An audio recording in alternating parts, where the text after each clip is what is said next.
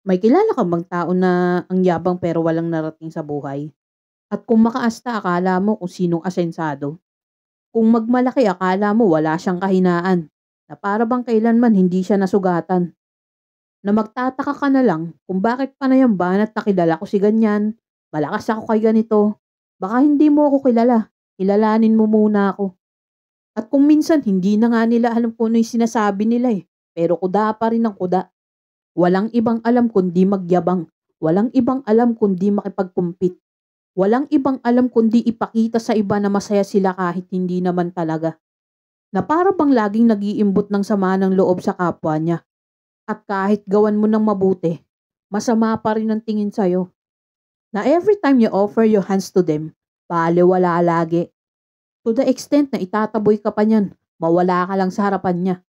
Dahil para sa kanya, hindi ka niya kailangan, na mas magaling siya sa'yo at hindi niya kailangan ng tulong mo. At ang malala, yung iba nga dyan wala nang makain pero ang yabang pa rin. A lot of people nagkapera lang ng konti yumabang na. A lot of people sumikat lang ng konti yumabang na.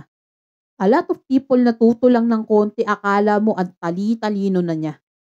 Na minsan nga mas marunong pa sa nagturo sa kanya eh. Basta wag lang silang magmukhang walang alam sa harapan ng ibang tao, wala yang paki sa nararamdaman mo. Pero ang lakas manggamit. Trabaho na niya ipapagawa pa sa'yo.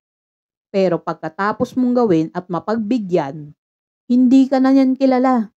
Ni hindi ka kayang lingunin para tumanaw ng utang na loob. Dahil para sa kanya, hindi ka naman karapat dapat pasalamatan eh. Sino ka ba? Ang kapal na mukha, di ba? Ang taas ng pride. Mas mataas pa yata yung pride niya kaysa sa kanya eh. Hindi mo alam kung lumaki ba sa impyerno eh. Minsan tuloy ang sarap ng patulan. Dahil kahit gaano pa kalawak, ang pangunawa at pagtitimpi mo, may tao pa rin talagang susubok sa pasensya mo. Pero alam mo ba na ang kayabangan ay sign ng matinding kalungkutan, depresyon, lack of direction, and mentality. Dahilan sa kawalan ng pagpapasakop nila sa Diyos at pagkalimot sa Panginoon, maraming taong mayayabang ang napapahamak. Ika nga nila, too much pride will kill you.